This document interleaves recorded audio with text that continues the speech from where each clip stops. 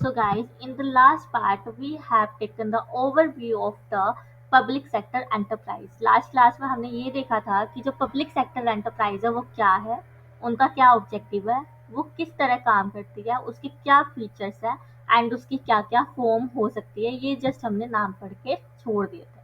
आज हम यही देखने वाले हैं कि departmental undertaking, statutory corporation, government company, इनको डिटेल में पढ़ने वाले हैं। So let's start with the departmental undertaking, right.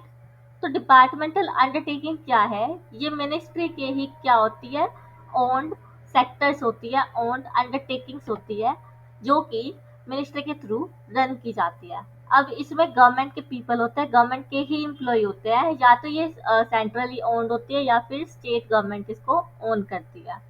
ठीक है। अब तुमने कभी गूगल किया हो तो जो रेलवे है, रेलवे भी हमारी क्या है, एक डिपार्टमेंटल अंडरटेकिंग है जो कि मिनिस्ट्री द्वारा ओन की जाती है। अब जो रेलवे डिपार्टमेंट है वो कौन ओन करते हैं? अश्विनी वैष्णव ओन करते हैं, वो ऑपरेट करते हैं on the behalf of the parliament, right. Then उसके बाद तुमने सुना होगा ऑल इंडिया रेडियो। वैसे ऑल इंडिया रेडियो का मतलब आजकल लोग दूसरा ही निकालते हैं, जैसे मोहल्ले वाली गली। तो ऑल इंडिया रेडियो, अब थोड़ा पढ़ाई पे आ जाता है। ऑल इंडिया रेडियो का जो मतलब है, आज की डेट में इसको आकाशवाणी के नाम से जाना जाता है, और इसके भी जो मिनिस्टर है, जो अपॉइंट किए गए हैं, वो अश्विनी वैष्णव ही किए गए हैं। देन उसके बाद तुमने सुना होगा टेलीग्राफ एंड पोस्ट डिपार्टमेंट के बारे में। तो इनके जो मिनिस्टर है वो कौन है? श्री ज्योतिरादित्य एम सिंधिया। तो मेन बस मेरा यही मतलब है, एक तो तुम ये 3 एग्जाम्पल तो याद रख ही लेना, रेलवे का, पोस्ट एंड टेलीग्राफ का एंड ऑल इंडिया रेडियो का। इनका रख लेना, मिनिस्टर के नाम नहीं याद रखोगे तो भी चलेगा। ठीक है। मेन बस बात ये है कि तुम्हें ये याद रखना है कि जो डिपार्टमेंटल अंडरटेकिंग है उसको मिनिस्ट्री रन करती है on the behalf of the parliament, जो कि गवर्नमेंट के ही एम्प्लॉयज होते हैं, गवर्नमेंट के ही सिविल सर्वेंट्स हो सकते हैं। ठीक। अब ये तो थोड़ा सा बस ओवरव्यू था, हम इसको बुक से पढ़ना स्टार्ट करते हैं। तो इसमें लिखा है, this is the oldest and most traditional form of the organising public enterprise. ये सबसे oldest and most traditional form है, ये याद रखना। These enterprise are established as department of the ministry. ये मिनिस्ट्री के ही क्या है, department, and are considered part of an extension of the ministry. Ministry का ही ये क्या है, एक्सटेंशन है। The government function through these department and the activities performed by them are integral part of functioning of the government।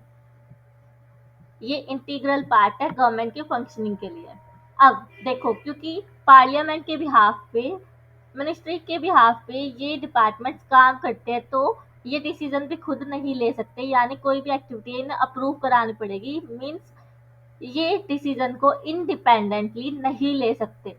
तो यहाँ लिखा है, they have not been constituted as autonomous और इंडिपेंडेंट इंस्टीट्यूशंस। ऑटोनोमस का वही कि मैं खुद कर सकता हूँ, बट यहाँ पे ये ऑटोनोमस बॉडी नहीं है, इंडिपेंडेंट इंस्टीट्यूशंस नहीं है।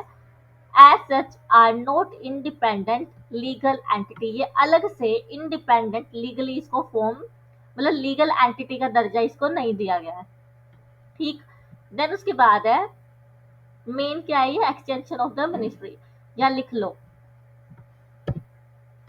Extension of the ministry. मैं लिखवाने में टाइम इसलिए देती हूँ ताकि तुम मेरे साथ लिखो और यहाँ कुछ याद हो जाए। ठीक है।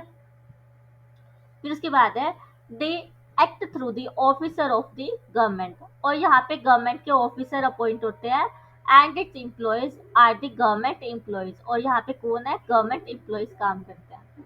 These undertaking may be under the central or the state government, and the rules of central or the state governments are applicable। जो rules, जो provisions, जो regulation सेंट्रल गवर्नमेंट या स्टेट गवर्नमेंट निकालेगी, वही जो रूल्स एंड रेगुलेशंस है वो किस पे लगने वाले हैं, इन डिपार्टमेंटल अंडरटेकिंग्स पे लगेंगे। और एग्जाम्पल मैं पहले ही डिस्कस कर चुकी हूँ, जैसे railway, post and all India radio. यहाँ तुम लिख सकते हो ऑल इंडिया रेडियो। बस काफी सारे एग्जाम्पल है, मैंने गूगल से भी देखे थे। मैंने सोचा कि ये तीन तुमने ज्यादा सुने हुए हैं, पोस्ट चिट्ठी वगैरह ये सब भी तुमने भी देखी होगी, पोस्ट लेटर। और उसके बाद रेलवे तो हमें पता ही है, और ऑल इंडिया रेडियो। तो मैंने मेन बस वही वाले लिखे हैं जो याद रख पाओ। ठीक। तो डिपार्टमेंटल अंडरटेकिंग के इंट्रोडक्शन वाले पार्ट में बस हमने ये देखा है कि ये oldest and most traditional form है पहला। फिर उसके बाद ये क्या है, डिपार्टमेंट ऑफ मिनिस्ट्री दूसरा। फिर एक्सटेंशन ऑफ द मिनिस्ट्री तीसरा। फिर उसके बाद जो इनकी एक्टिविटीज है वो integral part of functioning for government है। देन उसके बाद these are not the autonomous body, not independent, ये फिफ्थ हो गया। देन सिक्स्थ हम यहाँ पे ये देखेंगे कि यहाँ पे जो ऑफिसर्स है वो कौन होते हैं, गवर्नमेंट के होते हैं। जो एम्प्लॉयज होते हैं वो कौन है, गवर्नमेंट के हो गए। छठा। फिर सेवंथ हमने ये देखा कि जो ये अंडरटेकिंग है वो या तो स्टेट गवर्नमेंट के अंडर होगी या फिर सेंट्रल के अंडर, और इन पे इन्हीं के रूल्स क्या हो गए, एप्लीकेबल हो गए। तो ये हमने देखा एंड एग्जाम्पल्स हम देख चुके हैं। ठीक है। देन उसके बाद है फीचर्स। फीचर्स में क्या, अब क्योंकि गवर्नमेंट चलाने के लिए, एंटिटी चलाने के लिए पैसा तो चाहिए। अब ये पैसा यानी फंड कहाँ से आता है इनके पास, गवर्नमेंट ट्रेजरी के पास से आता है, यानी गवर्नमेंट के खजाने से आता है। और वो खजाना कौन भरता है, हम ही भरते हैं, in the form of tax और फाइन और पेनल्टी। उसके बाद है the funding of these enterprise. पहला फीचर मेन देखो, वैसे इस वाले चैप्टर में क्या क्या हुआ है, हेडिंग के अकॉर्डिंग फीचर्स या मेरिट या डीमेरिट नहीं लिखी हुई। हम खुद अपना रफली एक साइड में लिख लेंगे कि इस वर्ड से हमें ये पूरा सेंटेंस याद रखना है। तो फर्स्ट फीचर को हम याद रखेंगे फंड के नाम से। किसे याद रखेंगे, फंड। तो the funding of these enterprise come directly from the government treasury. Fund कहाँ से आता है, गवर्नमेंट खजाने से आता है। And are annual appropriation from the budget, यानी जब बजट रिलीज होता है वहां से एनुअली इनको पैसे मिलते हैं, यानी पूरे साल के लिए पैसा मिलता है गवर्नमेंट ट्रेजरी से। The revenue earned by these is also paid into the treasury। तो ट्रेजरी से पहले ये पैसे निकालते हैं, उसको एंटिटी में सोशल वेलफेयर में लगाते हैं, और वहां से जो नॉमिनल फीस या नॉमिनल कंसिडरेशन इन्होंने चार्ज की होती है वो भी रिवेन्यू के तौर पे किस में जाता है, वापस से गवर्नमेंट ट्रेजरी में जाता है। ट्रेजरी से निकले ट्रेजरी में ही गए। ठीक है। तो यहाँ पे हम इसको कैसे याद रखेंगे, बाय द फंड। फंड कैसे, फंड हमें मिला गवर्नमेंट ट्रेजरी से, और गवर्नमेंट ट्रेजरी से कैसे मिलता है, ये होती है एक एनुअल अप्रोप्रिएशन, और ये फंड दोबारा से कहाँ पे चले जाता है, गवर्नमेंट ट्रेजरी में चले जाता है। ठीक। देन उसके बाद नेक्स्ट हम याद रखेंगे अकाउंटिंग एंड ऑडिट के नाम से। ठीक है। नेक्स्ट पहला हमने फंड के नाम से याद रखा, देन हम याद रखेंगे अकाउंटिंग एंड ऑडिट के नाम से। इसमें ये बोला है कि जो डिपार्टमेंटल अंडरटेकिंग्स है उन्हें अकाउंटिंग बुक्स बनानी पड़ती है, और उन बुक्स की, उन फाइनेंशियल्स की, उस बैलेंस शीट की इन्हें क्या करवानी पड़ती है, ऑडिट। ऑडिट का मतलब मैंने पहले चैप्टर्स में भी बताया है कि जो भी हम काम कर रहे हैं, जो हमने फाइनेंशियल्स बनाए हैं या मेरे पास इन्वेंट्री पड़ी है, हर चीज को मैंने ठीक से हिसाब किताब किया है या नहीं किया, उसको कौन चेक करने आता है, एक ऑडिटर चेक करने आता है। वो ढूंढता है कि आपने कोई गलती तो नहीं किया, और गलती अगर की है तो उसको सुधरवाता है। और कुछ ऐसी गलतियां हैं जो डायरेक्ट उसको गवर्नमेंट को बतानी चाहिए, कोई फ्रॉड वगैरह, तो वो गवर्नमेंट को रिपोर्ट करता है। ठीक है। देन उसके बाद है नेक्स्ट हम याद रखने वाले हैं एम्प्लॉयज के नाम से। नेक्स्ट जो फीचर है, first feature fund, second feature accounting and audit, third feature हम याद रखने वाले हैं एम्प्लॉयज के नाम से। एम्प्लॉयज हमने कॉन्सेप्ट में भी देखा था कि गवर्नमेंट एम्प्लॉयज होते हैं, ये IAS भी हो सकते हैं। The employees of enterprise are government servants and their recruitment and condition of the service are same as that of other employees directly under the government। They are headed by the IAS। जो भी employees होते हैं इसको कौन head करता है, IAS head करता है। And the civil servant who are transferable from one ministry to another ministry. यहाँ पे बात है एम्प्लॉयज की। एम्प्लॉय में ये लिखना है कि एम्प्लॉय जो है वो गवर्नमेंट सर्वेंट्स होते हैं, और इन गवर्नमेंट सर्वेंट्स को कौन सुपरवाइज करता है? आईएएस करता है, इंडियन एडमिनिस्ट्रेटिव सर्विसेज ऑफिसर। ठीक है, ये अपने तीन फीचर हो गए। देन उसके बाद नेक्स्ट फोर्थ फीचर हम याद रखने वाले हैं। ये क्या है? एक sub division of government department है। डिपार्टमेंटल अंडरटेकिंग क्या है? Sub division. क्या है ये? Sub division.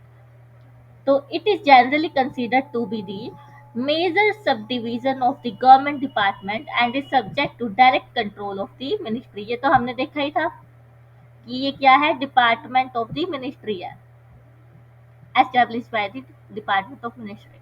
देन उसके बाद जो इनकी आंसरेबिलिटी है वो किसके प्रति है?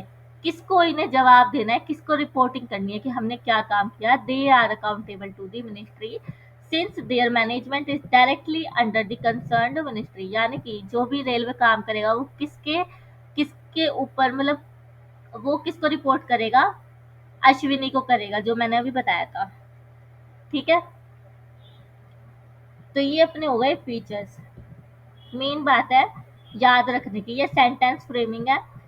तो यहाँ पे ये लिख लो, फर्स्ट फीचर फंड से रिलेटेड है, second feature accounting and audit, third feature employ and IAS officer. इससे याद रख लो।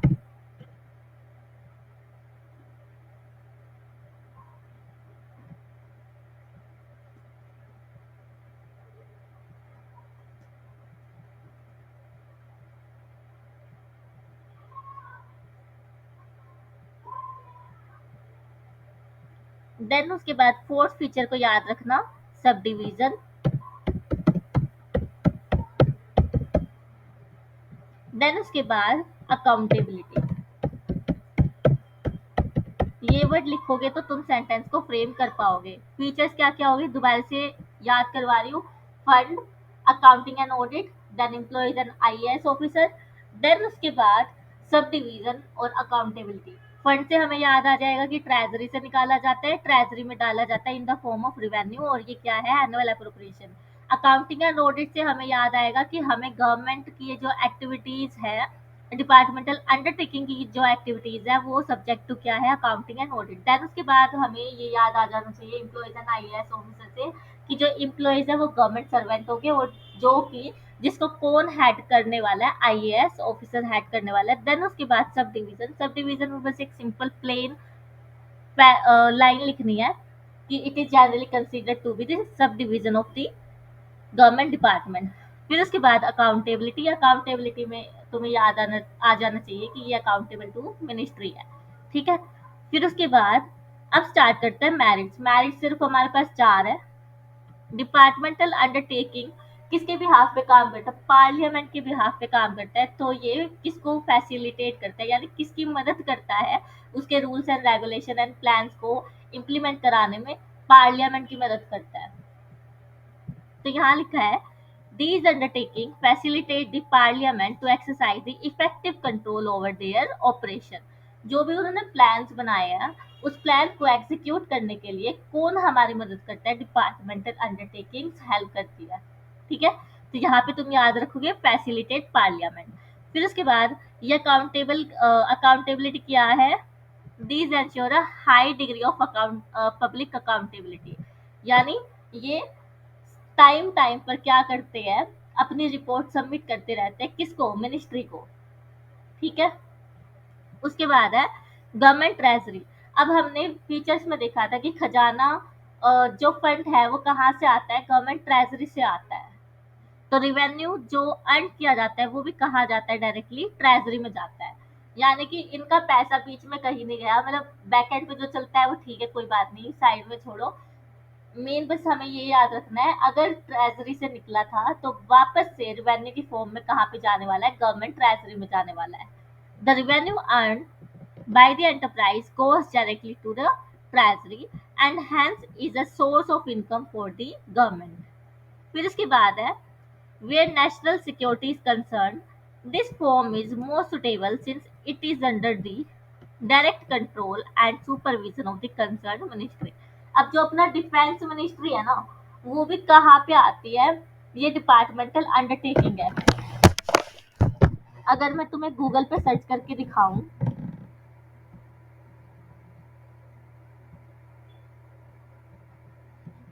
तो example of departmental undertaking defence under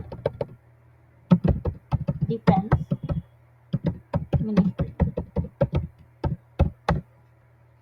तो यहाँ पे देखो, जैसे HAL दिखाया इसमें, सब मिनिस्ट्री ऑफ डिफेंस में हिंदुस्तान एरोनॉटिक्स लिमिटेड लिखा हुआ है, फिर भारत इलेक्ट्रॉनिक लिमिटेड लिखा हुआ है, तो ये क्या है, हमारी डिफेंस मिनिस्ट्री की एग्जाम्पल है।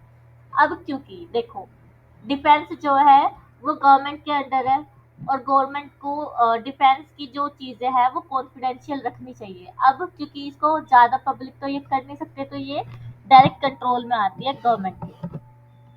So, where national security is concerned, this form is more suitable since it is under the direct control and direct supervision of the concerned ministry. ठीक है, क्योंकि हमने फ्यूचर में ये देखा था ना कि ये ऑटोनोमस बॉडी नहीं है, इंडिपेंडेंट बॉडी नहीं है, ये अपने आप डिसीजन नहीं ले सकती, इसको पार्लियामेंट के थ्रू, इसको मिनिस्ट्री के थ्रू क्या लेने पड़ते अपने डिसीजन। तो ये हो गई इसकी मेरिट। मेरिट में सबसे पहले ये पार्लियामेंट को फैसिलिटेट करती है, फिर इसकी हाई डिग्री ऑफ अकाउंटेबिलिटी है, क्यों, क्योंकि इसको समय समय पे रिपोर्ट करना पड़ता है पार्लियामेंट को, और फिर उसके थ्रू पब्लिक में आ जाती है चीजें। देन उसके बाद जो रिवेन्यू है वो दोबारा से किस में चला जाता है, गवर्नमेंट ट्रेजरी में। यहाँ पे जो वर्ड है ना, गवर्नमेंट ट्रेजरी की जगह तुम ये लिख लो, रिवेन्यू से याद आ जाएगा जल्दी से। ये थर्ड फीचर हो गया, सॉरी मेरिट हो गई। देन उसके बाद जहाँ नेशनल सिक्योरिटी इन्वॉल्व है, तो डिपार्टमेंटल अंडरटेकिंग सबसे अच्छा ऑप्शन है, क्योंकि इसकी डायरेक्ट रिपोर्टिंग मिनिस्ट्री के पास जाती है, ऐसे याद रखना। देन उसके बाद लिमिटेशन। लिमिटेशन में क्या, क्योंकि अब हम स्टार्टिंग से पढ़ रहे हैं कि ये ऑटोनोमस बॉडी नहीं है, इंडिपेंडेंट नहीं है, तो इसमें फ्लेक्सिबिलिटी नहीं आएगी। अगर मेरे माई बाप ने ये बोला है कि ये काम करना है तो मतलब यही करना है, मैं उसमें लेफ्ट राइट या कोई इधर उधर की चीजें मिक्स करके या अपना दिमाग लगा के नहीं करने वाली। मैं इंडिपेंडेंट नहीं हूँ, मुझे बात माननी ही पड़ेगी, किसकी, मिनिस्ट्री की। ठीक है, तो यही लिखा है, departmental undertaking fails to provide flexibility which is essential for the smooth operation of the business। अब किसी ने मुझे कहा कि ये काम ऐसे होना चाहिए, बट मुझे लग रहा है काम करते करते पता चल रहा है कि नहीं, इसको इस तरीके से भी किया जा सकता है जिससे कि ये जल्दी किया जाएगा, बट यहाँ पे फ्लेक्सिबिलिटी नहीं है।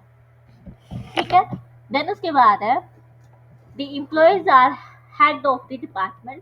डिपार्टमेंट के हेड होते हैं employees of such undertaking are not allowed to take the independent decision. ये इंडिपेंडेंट डिसीजन नहीं ले सकते without approval of the ministry concern. This leads to delays in matters where prompt decision are required. इससे क्या होती है, delay in decision making.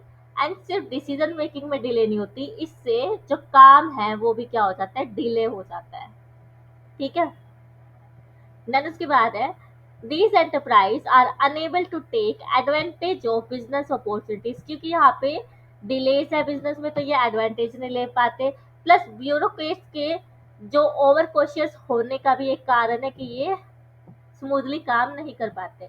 The bureaucrat over cautious and conservative approval doesn't allow them to take the risky ventures. यानी कि वो ज़्यादा ही conservative है, वो रिस्क एवर्स है, यानी रिस्क से दूर भागने वाले लोग हैं, जिसकी वजह से यहाँ पे लोग ज़्यादा रिस्क नहीं ले पाते, न्यू अपॉर्चुनिटीज को एक्सप्लोर नहीं कर पाते। ठीक है, देन उसके बाद there is red tapism in day to day operation and no action can be taken unless it goes through the proper channel of the authority. यहाँ पे हम याद रखेंगे इसको रैट टेपिज्म के वर्ड से। देन उसके बाद है, क्योंकि अब ये सारा ही जो काम है वो गवर्नमेंट के थ्रू है, तो यहाँ पे पॉलिटिकल इंटरफियरेंस तो रहेगा ही रहेगा। There is a lot of political interference through the ministry. उसके बाद है, these organisation are usually insensitive to the consumer need and don't provide adequate service to them. ये क्या है? ये नहीं देखते कि हमने सुना होगा कभी बिजनेस में कि customer is the king for the business, but यहाँ पे इन वर्ड्स को ज़्यादा ध्यान ही नहीं दिया जाता। कंज्यूमर की नीड्स को ज़्यादा ध्यान ना देते हुए ये बस जो इनको करना है उस तरीके से करके जो प्रोवाइड करना है, जिस क्वालिटी का प्रोवाइड करना है वही करते हैं, ये कंज्यूमर की नीड्स को नहीं देखते हैं। तो ये थी हमारी लिमिटेशन। लिमिटेशन में हम मेन ये याद रखेंगे कि फ्लेक्सिबिलिटी नहीं है, इंडिपेंडेंट डिसीजन नहीं ले सकते, ब्यूरोक्रेट्स का इन्फ्लुएंस है, दैट टिपिज्म एग्जिस्ट करती है, then political interference and then ignore the consumer needs। ये हमें याद रखना है इसमें, ठीक है, ध्यान रहेगा।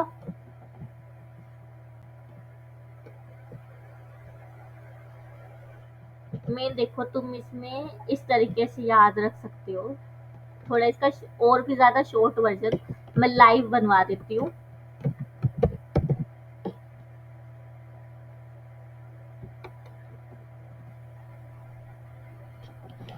जो मेरे साथ लिखना चाहता है लिख ले, और जो जाना चाहते हैं वो चले जाए, बाद में टेलीग्राम पे ये जो मैं नोट बनवा रही हूँ शॉर्ट, वो अवेलेबल हो जाए।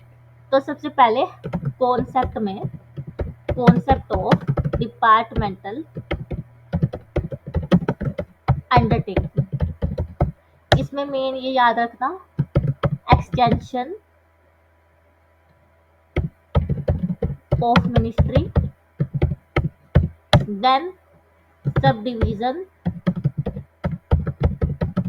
ऑफ डिपार्टमेंट, देन उसके बाद हमने कॉन्सेप्ट में क्या देखा था, then old and most traditional form, old and most traditional form, then उसके बाद हमने देखा integral part, integral part to government functioning, then उसके बाद government officer work here, then उसके बाद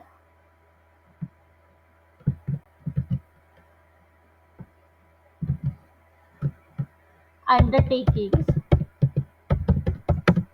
owned through सेंट्रल और स्टेट गवर्नमेंट, ठीक है। और एग्जाम्पल में हम लिख लेंगे railway, post and telegraph, then All India Radio, ठीक है। ये अपना कॉन्सेप्ट हो गया। देन उसके बाद फीचर्स की बात करें तो फीचर में पहले आ जाएगा फंड्स की बात, फंड्स में वही गवर्नमेंट ट्रेजरी, इससे आएगा, प्लस रिवेन्यू भी इसमें जाएगा वापस से।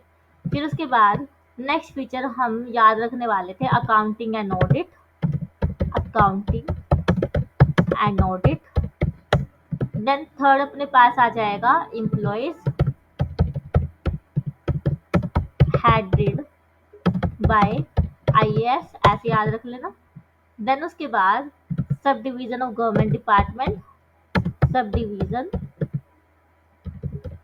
ओ, या खाली सब डिवीजन लिख लो। देन उसके बाद फिफ्थ आ जाएगा अकाउंटेबिलिटी, ठीक है। ये फीचर्स हो गए। देन उसके बाद मेरिट्स, मेरिट्स में हमने याद करने के लिए क्या था, फैसिलिटेट पार्लियामेंट,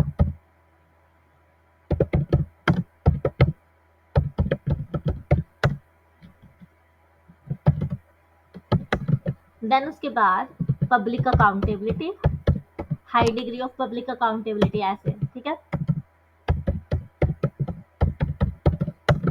देन उसके बाद revenue and transfer to government treasury fourth मेरे पास आ जाएगा नेशनल सिक्योरिटी।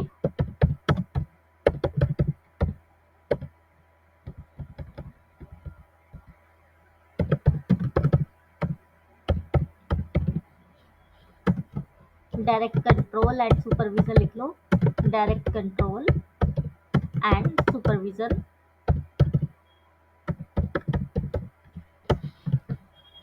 यहाँ पे मैरिज खत्म हो गई, फिर अपने पास आ जाएगी डीमेरिट्स। डीमेरिट्स में पहला अपने पास है नो फ्लेक्सिबिलिटी,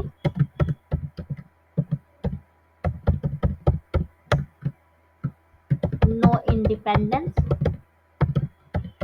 ब्रैकेट में लिख लो delay decision, delayed decisions. Then third अपने पास आ जाएगा ब्यूरोक्रेट्स इफेक्ट,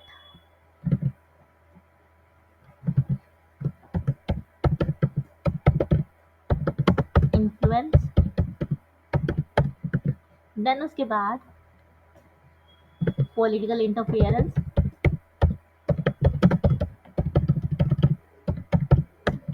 देन उसके बाद insensitive to consumer need, insensitive to consumer need. अगर जिस बच्चे ने नोटिस किया हो तो मैंने मेनली क्या किया है, जो मैंने पहले से रेड हाईलाइटेड इंक्ड वर्ड है उसी को ही लिखवाया है।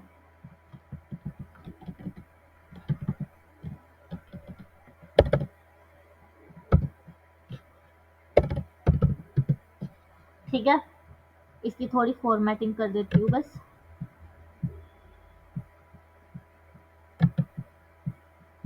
यहाँ पे तुम्हारे शॉर्ट नोट भी हो जाते हैं इसके। ये मैंने तुम्हें लाइव इसलिए लिखवाया ताकि तुम्हें ना इस चैप्टर से ऐसे डर ना लगे। पहले चैप्टर में तो हमने हेडिंग वाइज पढ़ा था, ऐसे किया था वैसे किया था, लेकिन इस चैप्टर में सेंटेंस है तो इस वजह से मैंने ऐसे तुम्हें साथ साथ लिखवा दिया।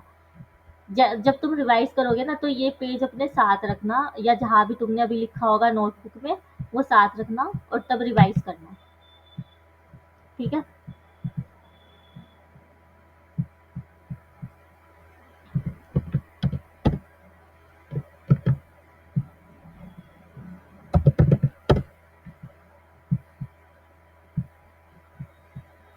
ये कॉन्सेप्ट में आ जाएगा।